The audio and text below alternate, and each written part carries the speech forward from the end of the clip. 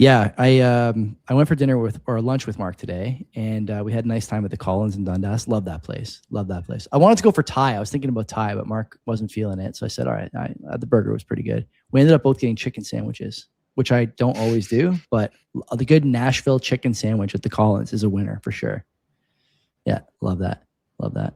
We had a good talk. I like talking to Mark. I can see Mark in the chat. I'm not glazing him, but it's good to talk to somebody who's on the same page in a lot of ways. We were talking about how there's so much black pilling going on. And when you go on Twitter, it's either black pilling or someone like slop coding a trillion different apps. I just broke down this $10 billion business in 30 seconds. Here's what it means for my LinkedIn friends. And it didn't take him long. The guy just was vibe coding to get to that zone. I made an app. I showed Mark. Maybe I'll try and sell it at some point, but I think it's pretty clever. I don't know. Who owns the IP to that? I own it, I guess. Or Claude. Maybe Claude owns it, or Replit. I think I used Replit for it. Or Replit. I don't know. Be careful, because you do not want to get sued later on, right? Well, sued for what? For what? You don't even know what the app is. Oh, fuck. No, you're not China, man. You can't just reverse engineer stuff and fucking copy it. It's not my IP. Joey. My IP. So it's a bit different. Where do you want to start? Talk about silver. This nonsense. Sure. Okay. Fuck, the U.S. Mint, they're even temporarily selling products that have some silver in it. And it looks like they're halting sales. They're temporarily halting it. And so they're going to reprice things and they'll make things available in the future. But the way silver is going up, they got to just wait it out for this stuff it's almost at 100 USD. Yeah. It's got a date with 100, buddy. You bet on that. Fucking what an epic rise for this. And not just the other raw materials too. And it's causing issues, right, for the mint. And nickels, nickels cost now way more to mint than what it's worth. Yeah. So it's a money losing game for them. The senior ages doesn't apply to nickels, but other things like dimes and shit like that certainly does. Electric cars too, they're going to be taking a hit because Carney, we'll just quickly mention that they opened a door for a few Chinese cars to EVs to enter our marketplace. But remember, EVs, they have some silver in the batteries, right? So not a lot, but enough that it's going to cause some problems when you do mass production of this shit.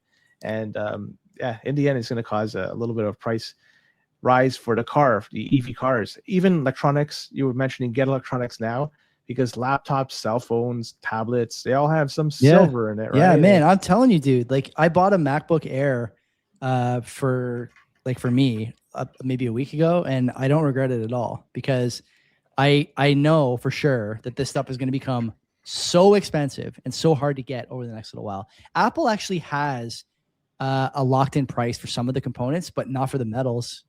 Not for the cost of batteries, not for all this stuff. And like, man, I you look at the price of silver, which, by the way, I think a lot of people still consider silver to be a monetary metal. I don't. You can make the case for gold for sure. Gold is like a different animal altogether. But silver is telling you a commodity story and an energy story, not necessarily a currency or global stability story. And I think that people are thinking they're the same thing, but they're actually two horses pulling that same buggy in a direction that's not good for any of us. And I think people are kind of missing that two-prong view on those two moves. And AI data centers too. Forget it. Right? They're fucking trying to put, there's a huge shortage of equipment like RAM, DDR5. Can't get RAM. it. They're buying. So I'll break this down a little bit for people who are listening and watching, of course. Look for some changes on the YouTube side, by the way, coming up soon. The thing about the people who don't I'm not saying there's nothing wrong with not understanding the shortages. Like I try and talk to my wife about this stuff as I'm just like babbling in the kitchen. And when you say to somebody that there's going to be a shortage of equipment, what they hear is AI companies are going to buy all the graphics cards. They're going to buy all the RAM. They're going to buy all the X, Y, Z, whatever. But what they're actually doing is buying at the wafer stage, it's called pre-manufacturing silicon, graphics cards, whatever, and using it for other applications in their process. And because they're in a lot of ways now, because the Mag 7 is really spearheading this, they're sort of the tip of the spear. They're too big for the government to tell them no. It's pensions, it's stock market, it's everything. They cannot. Yeah, John saying in the chat they're buying chip futures. Love that. You cannot tell these guys they can't buy the stuff, because not only is it a risk on the sort of like stability side, thanks to all that, but also, Len, they're like 3% of the, or like 50% of the GDP growth over the last 3 years in the States. Have you seen these numbers? Like AI and AI adjacent companies are like between 40 and 50% of GDP growth in the US. They need that number to keep going up. And it's just going to get worse for the average person. It really is. And like I said earlier, you have guys like Bezos talking at DealBook, and God knows what Davos is going to yield this week. I almost want to break stride and do like a best of Davos video on this channel and just pull clips like No Agenda would or something. Because God knows there's going to be some bangers. But you're going to see more of this own nothing and be happy. It's your house, your car, and now it's your computer too. You get nothing, man. You're streaming. It's like, Jesus, man. You can't win. You just have to be prepared is the thing you have to do. Are you prepared for that? And I don't know if you are or not. So John saying I shouldn't do the Davos video. John, just because you said that, I might do it. A Davos clip pull video would be a great content. God knows it would get a ton of plays. People love that shit. But you're right. It might be damaging to my mental health for sure. Have AI figure it out for you. That way your mental health isn't going to be suffered. So send it someone else's mental health. Yeah. Yeah. When it's a computer. In the end, it's worth a lot now because of silver. The US, I'm not sure if you must have saw this story. They're pausing immigration for some 75 countries out there. Overdue, probably. I told someone today that I'd stop painting everyone with a broad brush. So I don't want to talk about immigrants broadly, but let's talk about it as a US problem that most Western countries share. There's a problem with integration, and there's a problem with ethnic enclaves because we've let, I'm going to say we here as if I'm an American, we've let too many people in at once, and it's causing issues. The Minnesota stuff really did blow the lid off of this. They're the way you're framing it, though, if I explain one of the countries that is off the list, just kind of debunk exactly what you said. Yeah. India didn't make the list. I know. And the reason for this, they said the countries they have in the 75, like Somalia, Haiti, Iran, Eritrea, etc.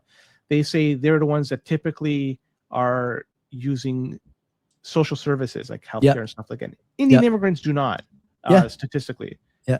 So in terms of integration and stuff like that, you can say what you want about them, but the Indian community statistically do not take welfare. They actually outperform here too, compared to some African countries, some Eastern European countries, especially second generation. They outperform. Are they net contributors? On the whole, I don't know, but they outperform other immigrant groups. So we're also still like this. It's going to sound like someone has a gun to my head off screen the way I'm talking here compared to what I usually say. But the other thing to consider is that we haven't run the experiment in terms of like third and fourth generations in this environment long enough to know whether or not they will become net contributors and outproduce going forward. There is a case to be made that we should halt immigration anyways, because we have an infrastructure problem, and the US is probably feeling the same way. And then of course the Minnesota thing, once public opinion goes a certain way, it's really hard to get it back in the bottle. I'll mention that I don't know if you guys know this, but I heard on TFTC today in the 10 minutes I listened to it, that Nick Shirley kid was at the White House last year for something else entirely. So now I kind of think that guy's like a plant of some kind, or is like funded by the MAGA wing of the Republican Party to drive policy. I don't know for sure, but it's an interesting factoid that I had not heard. And Nick, I would say conspicuously leaves out of his public appearances on podcasts and whatnot. So anyway, on the topic of immigration, I would like to see us do something similar, honestly. And it sounds like we're going to. I mean, we've seen this like big pushback, right? About, why are we allowing reunification, basically, where someone comes in and then their grandparents and parents and cousins or whatever come in as well and don't contribute, and they're sick in a lot of cases, or just maybe not sick, but unhealthy, let's say. and they're going to be immediate drains on the system. It is abrasive and grating to talk about people in this manner. They are humans like you and I, but at some point there has to be an admission that there are limited resources and infinite wants around the world, especially for a place like Canada in terms of the social support systems, and in the US in terms of opportunity. And by the way, immigrants to the US, oftentimes the highest performing immigrants who come to the US greatly outperform the highest performing immigrants to come here, which is another consideration. Why is that happening? Mostly because we program for equality here, and the States programs for opportunity. And that's another, variable that needs to be considered in immigration. There's things that we can do to help our immigrants that we're not doing. Anyway, I'm rambling now, but those 75 countries that they've shut out, that's going to be soon. I think it comes into effect later this month. Okay. The people that are now abroad wanting to go to the United States, it was their first choice, and now it's no longer there. And if they still want to leave their country of origin or the country they're living in, they have to pick somewhere else. Canada may be the next one. Yeah, right? That's not good. It's not good. So it's a possibility that there's going to be an influx of applications, not necessarily immigrants entering Canada, because those numbers are capped, but in terms of applications being filed, unless those applications are capped, I don't know. Not sure. But maybe they could increase those numbers because people would be more apt to apply to come to Canada because they are now shut out to go to the United States. So just who knows if that's going to have a big difference here. Yeah, I'm not sure. I just want to address John saying in the chat about the Nick Shirley thing. Fraud is fraud. You're right. I'm not saying it's not good. It's good to expose that stuff for sure. And it may cause some social unrest, but that's a symptom of the problem. The problem is not the reporting. The problem is the fraud. I totally agree. So reparations from the city of San Francisco looks like it's going to be. These guys love falling on their own sword over there. So there is certain criteria one has to meet, and the 4 are: you have to identify as a Black African American in public documents for 10 years. You're going to be born in San Francisco between 1940 and 1996 and have lived in San Francisco for at least 10 years. But why 1996? If you're born in 1997, are you not considered somebody that's impacted if somebody just a year to year? I don't know. Anyways, you got to be descendant of somebody that's been enslaved before 1865, and you have to be a member of a historically marginalized group experiencing discrimination from 1937 to 1968. These years, I don't understand it, but either way, it's being reported that each Black person could potentially get up to $5 million. And they say the money is not going to be coming from public pockets, but it looks like instead it's going to be coming from some sort of private donations, something else. So it's not going to be through tax dollars. It's going to be done. It's going to be done through somehow through some private money is going to be done here. So interesting stuff. So it's not anybody that's just considered to be Black or identified as Black. There's some criteria you have to meet in order to qualify for this. Interesting. Yeah, interesting is one way to put it. Apart from the reparations nonsense, which by the way, competent minorities of any ethnicity don't want. It makes them villains in their own communities, and I think in this day and age where everyone is thinking more zero sum than ever, it's important that states and cities don't do this. But here we are anyway. I would say that California has a lot of problems coming down the pipe here. I'm assuming that the Democrats will try and get Newsom into federal politics in 28 because he just seems to be talking a ton, and he's getting pretty popular people on this podcast that he has, and he's going on other podcasts. And I will assume that they're going to try and get him in there. And I look at San Fran and I look at just California, the state more broadly. I mean, you've obviously seen this story about the one-time wealth tax. Have you seen this? No.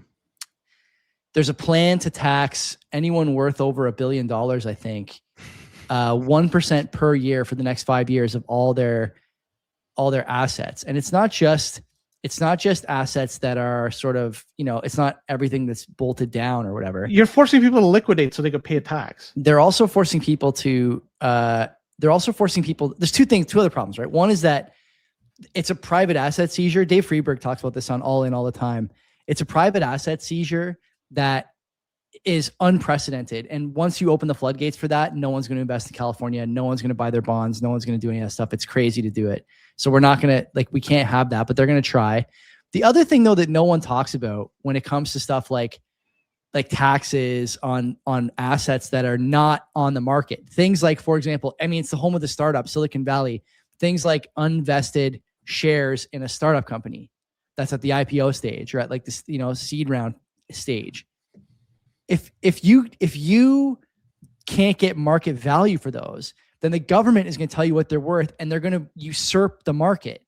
And then when you have to pay the tax on them, you have to divest, and you need to, like, it either you divest and the market is forced upon you with people knowing you need to divest to make your tax burden, or the government decides what they're worth and you don't divest and you find the money other places. But either way, the free market takes a back seat, which seems to be the problem at the core of all these things. Like whether it's reparations or taxes or any economic or social issue, they just refuse to let the market dictate the outcome. They refuse. The thumb is always on the scale, and the fix for the thumb on the scale is never take your thumb off. It's just put another thumb on the other side. And now everyone's thumbs are on both sides of the scale, and no one knows what the weight of the stuff on the scale actually is. It's a huge problem there. And I'm surprised it doesn't get national coverage in America. I suppose Americans already know it's bad maybe, and that's why, but it seems like it's underreported. I only ever hear about this stuff sort of in passing on Twitter, and I'll do a little deep dive, or on All In, they talk about it because those guys are all moving to Texas. But it seems to me it's like a total mess. And I see in the chat people saying it's ripe with fraud. Yeah, I think that's true, but it's also just ripe with incompetence, very public incompetence, which is rare for a place that size that's that tightly covered. And by the way, like I said, I think they're going to take the guy who's leading the state and try and run him federally in 2 years. I'm surprised it's not being more widely discussed. Want to talk about Carney's New World Order? Do you care about this comment? The comment, I found it funny, but if he does want to do this, he's got to hurry the fuck up because Hollywood Hogan is gone. Kevin Nash is the only one left. Scott Hall died a few years. So if he's got to do this, he's got to consult the last original, and who knows how much longer he's on this earth. So hurry the fuck up if you want to talk to Kevin Nash. But so there is the new deal we should talk about, at least the deal with China. Sure. And so there's going to be some EVs that are going to be coming into Canada. Not a lot, right? It's going to be 49,000 Chinese EVs that are going to be entering Canada. Yeah. And so I don't think it's going to make a huge impact if they're going to keep it at that. And those 49,000 cars are going to be no longer tariffed 100%. Beyond that, I guess the 49,000, the first car is going to get the 100% tariff. So whatever. Yeah. Canola oil is not going to be taxed as high in China. Canadian canola oil, 85% down to 15%. Why not zero? I guess it's because 49,000 cars. They're just playing. The weird thing. Yeah, the weird thing is that people in Canada, like the people who are all riled up about this, making the soy face about the cars. The case I keep hearing is that the cars are really good bang for your buck, and they're better than Teslas. People hate Elon Musk, so they'd rather buy Chinese spyware, which is like a whole other level of derangement syndrome, Elon derangement syndrome. But let's say that aside, okay? The reason that the Chinese EVs are so good bang for your buck if you buy them in China is because they're subsidized. So you get a car that costs $30,000 to manufacture, let's say, for $15,000 thanks to subsidies and incentives. You're not going to get those same incentives here. Or they're going to ship you a car that was cheaper to manufacture and sell it here. Or they're going to sell you a car that's, missing a couple of, they're cutting a couple of corners or whatever. Or there's many ways they're going to make up that difference. And unless we here put in subsidies, I don't think they're going to be cheap. Now, the best part about this, if you're China, is that the insanity around Elon and Donald Trump here is so bad that people are going to buy those cars regardless and drive them proud. And have bumper stickers that say, at least it's not a Tesla or something like that. Like there's a whole market that's going to emerge around this. 49,000 is the start, but they're probably going to keep going. If it is truly a new world order and we're entering into a strategic partnership or whatever. I don't think so. It was not too long ago. It was not too long ago that there was discussion that Chinese was influencing Canadian politicians. Carney told people during the election they were the greatest strategic threat. right? That was 9 months ago, give or take. Yeah, yeah, And yeah, a lot could happen in 9 months, but we had that one conservative MP that was publicly talking about how his family was contacted and shit like that. And yeah. there was discussion, some sort of RCMP report. I could be wrong about this. But I remember reading an RCMP report saying that there's a number of MPs that were somehow dealing with the Chinese or influenced somehow by Chinese. I don't know. This is just a trend in the wrong direction. One thing I did not mention is Canadian LNG, liquefied natural gas, is going to be exported to China. Yep. I thought there was no demand for this. There was No market. business case was the word we heard. But here we have that somebody wants it. But what the fuck do I know? The one China policy is another thing, because the official Chinese press release after this agreement between Canada and the United States talked about, China was talking about the one China policy. Mm-hmm. And so Taiwan, it doesn't seem to be part of, it's never been a part of Shocker. right? So is Canada going to adopt the same type of idea? I don't think so. We're tying ourselves in knots with these like weird, we are supportive of attacking Hamas, but we want Palestine to be recognized as a state. We refuse to take American trade deals, but now we're going to go in with China. By the way, the big thing that's going to come soon in terms of the question I see in the chat about the spring election, Kuzma, if Kuzma is dissolved and Trump shows no interest in renegotiating it, like that's going to be a problem. For like, what are you going to do? What is the plan if Kuzma dissolves and overnight tariffs on literally everything go up by 20%? Or I shouldn't say go up by 20%, have 20% tariff tacked on to them. What's the plan there? Is that the result of not having in some silos? I don't know. In some silos, yeah. In others, it'll be higher. Like it's overnight. This is going to happen, and people are talking about, I don't want to rag on you because this was the headline. Carney said New World Order. Give your head a shake, guys. Your life's going to get so expensive if Kuzma expires. You're going to be begging to become the 51st state. I mean, no one in this chat has any issue with that, I'm sure. But the idea that you're going to just suddenly absorb that cost when Mexico is going to come to the table. Mexico, by the way, better manufacturing than us, right? No doubt about that. No labor unions, low cost, on the water as well. We are looking more sugar in the Coke, real sugar in the Coke. That's right. Yeah. We are looking more and more like an economic / military zone to be acquired rather than a partner for the United States. Do you think it's going to happen? I don't know.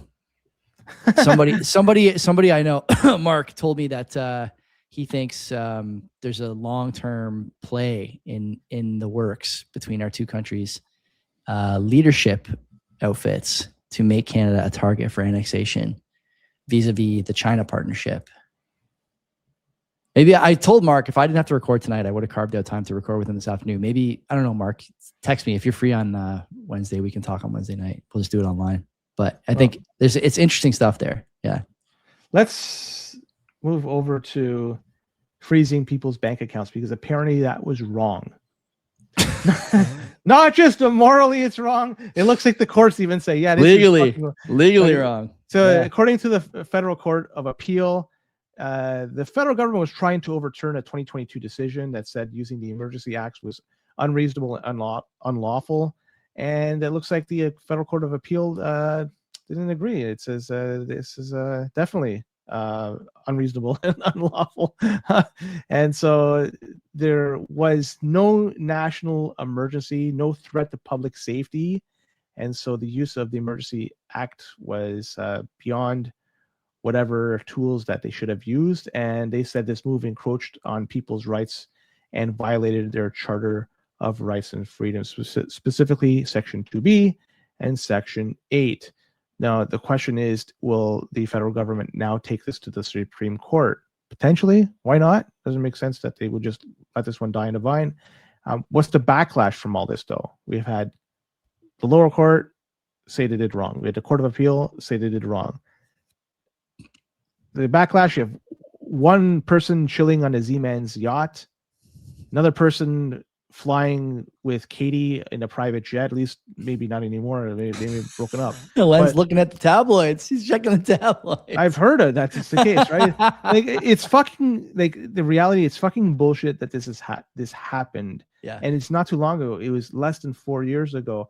It was embarrassing at the moment. Embarrassing to be Canadian. It helped me define who I am as a Bitcoiner, because when you don't have control of your funds, it's not your funds, and that's why I am hardcore. Take your money, put it in, take your Bitcoin off the exchange, keep it in cold storage, and you can sleep better at night, because that's the case. If you do that, they could freeze whatever they want, but they can't freeze your Bitcoin. So that at least I take that away. It's too bad a lot of people were hurt as a result.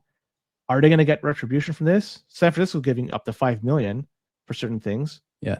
Will people get anything here? I don't think so, which is too sad. Like, I don't think so either. I don't think so either. The judge who's hearing the cases related to convoy protesters being tried, he's hearing the guy who's hearing the appeals, attended a private Mark Carney fundraising dinner and called protesters dangerous during the convoy stuff in 21. So remember guess how the one those that's cases are going now to go on the Z-Man's yacht, even wrote on notes saying we should classify them as terrorists. Yeah. Freeze bank accounts, classify them as terrorists. I think then she also said that it wasn't her writing. Do I have that right? It was in her writing. Yeah, I think she said it wasn't in her writing. Oh, okay. I think don't quote me on that. Someone fact check that. But I don't know if we're talking about the same individual. We are. We know we are. Yeah, I don't know. I don't want to. I never said names. Yeah. So I never said even a gender. Anyway, let's move on. Some third world bullshit, right? Like this story that came out, and a lot of people read it. And Globe and Mail was saying that approximately 40% of the $80 billion invested in Canadian private real estate funds, they're being blocked from withholding their capital. And the reason for this is there's been a huge downturn in Canadian real estate. Anybody that's looking at the markets, they realize that price of homes are not as high they used to be. Price of doors. Though I always couch this, because people say homes. What they really mean is anything that has a door on it, condos included. That's a home. Yeah, but that's really dragging single family dwellings down, multifamily dwellings down. It's the condo market that's really bleeding, and the pre-con market that's really bleeding. Nah, there's houses that are taking some. Yeah. In some cases, I don't know the specifics, but I've seen some. I forget who the fuck Table Sol or something reporting. Maybe I don't know who the fuck it was. Yeah, but some like 30-40% down from the all-time high. Yeah, that's incredibly low.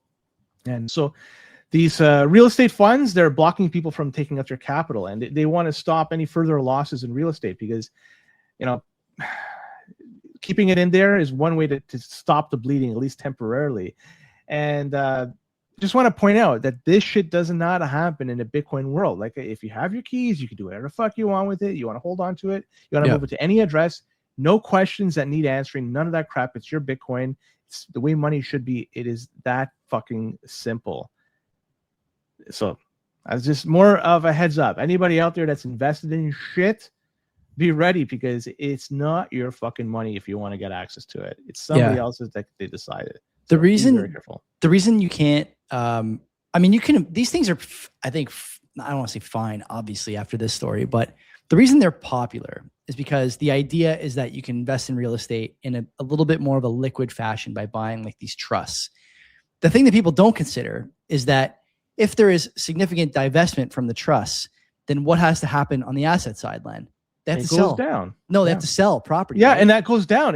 That's what they're trying to achieve here, because they don't want people to They're trying to set the floor and add more inventory to the market. Exactly. So, you're 100% right. And I think people don't realize that, especially retail. Retail looks at these things and is like, oh, this is great. I don't have enough money to buy a house, so I buy a REIT, or like this thing that God, what is it called? I forget. Some other service where you can buy like, $5 worth of a neighborhood or something in West Vancouver on your phone. It's like, what are we doing here? Are we that real estate speculation crazy that this is how we're spending our money? The answer is yes. A lot of our economy is based off of this. Yeah.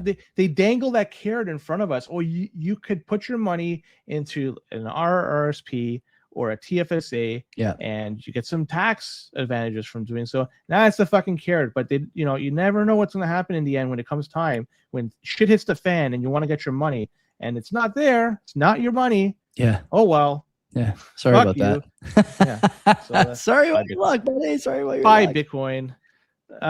Guess one last story before we go to the Hamilton versus Brampton, man. We have a homelessness story in Ontario. Apparently, homelessness went up 8% in 2025. We now have 85,000 homeless people in Ontario. I thought it'd be higher insane, than that. Man. That's essentially a small town. Yeah. And of the 85,000 people that are homeless in Ontario, 20,000 are children and youth.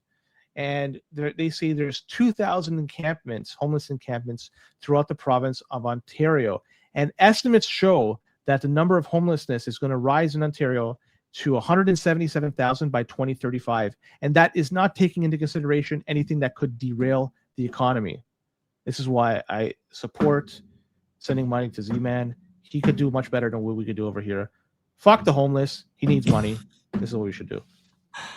The homeless can't rebuild Ukraine. They got to send it. I mean, look, the homeless thing is bad on its face. But if you think just one step further, because this stuff happens on the margins, right?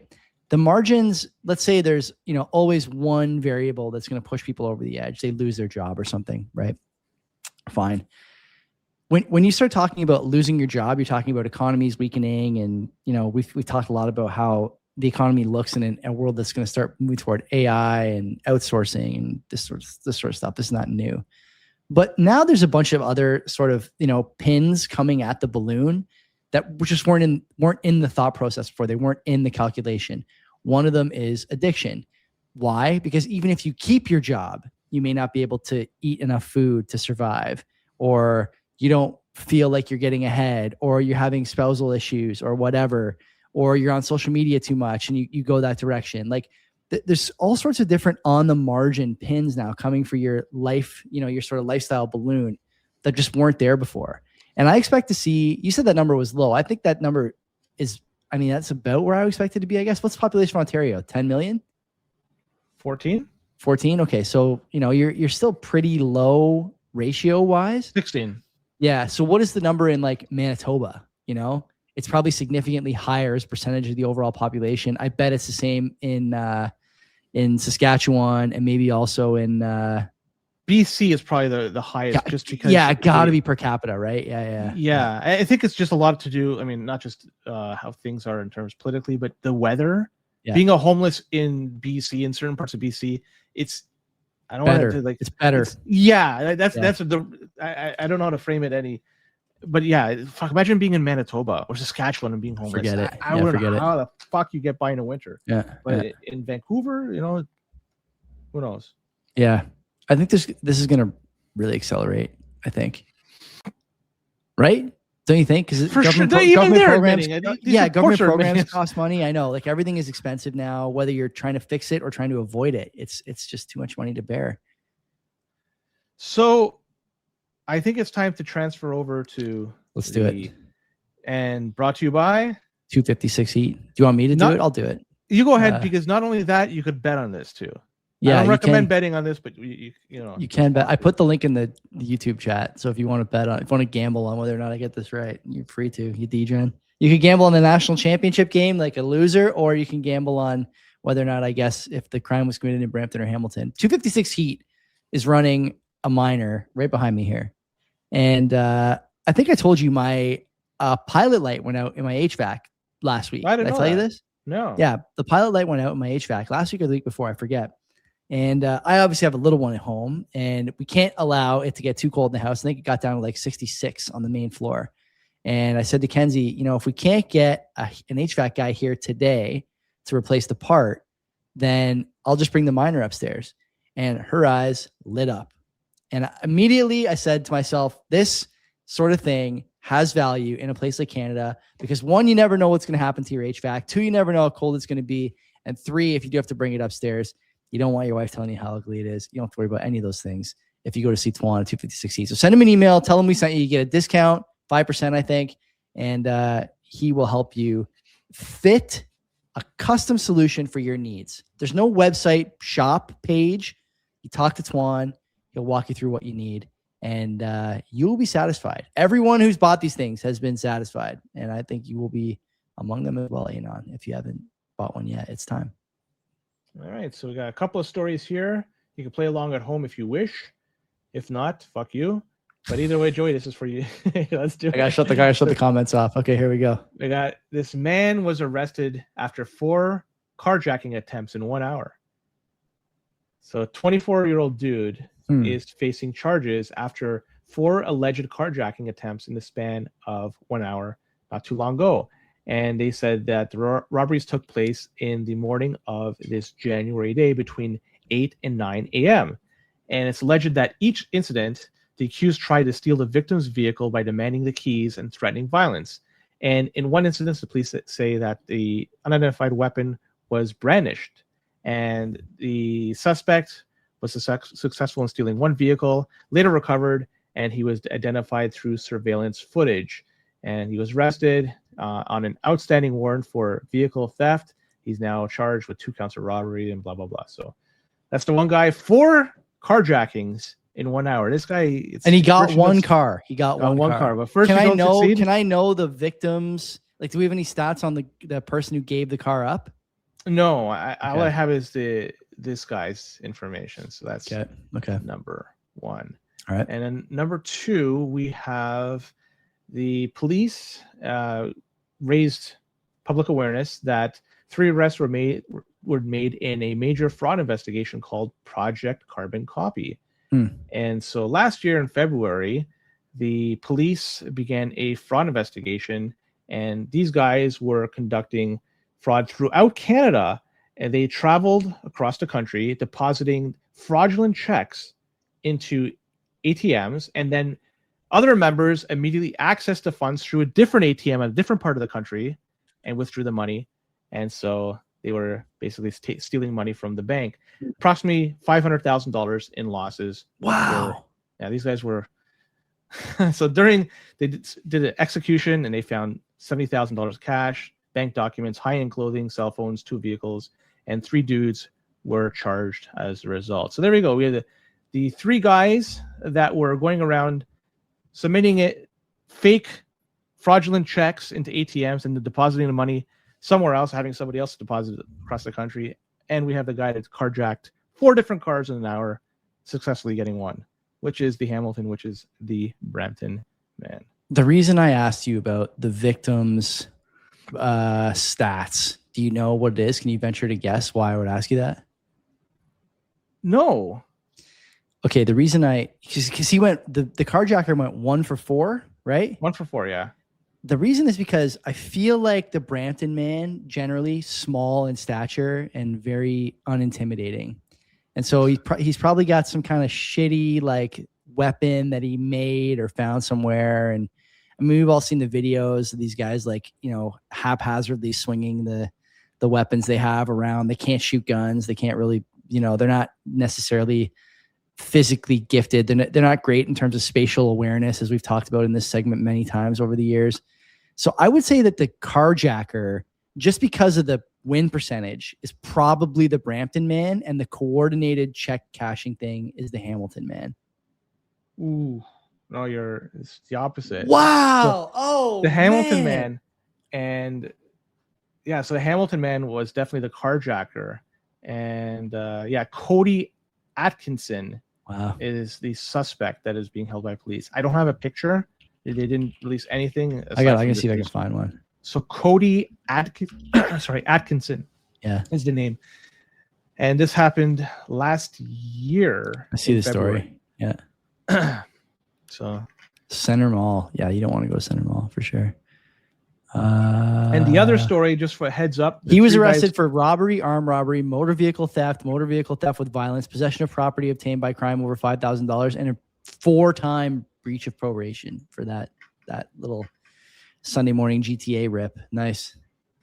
And the other 3 guys were charged: Jash Anbir Jabal of Brampton, Gurbir Jabal, 25, of Brampton, and Aryan Gupta, 23, of Brampton. All 3 were receiving fraud charges over $5,000, and they're going to be appearing in court next week.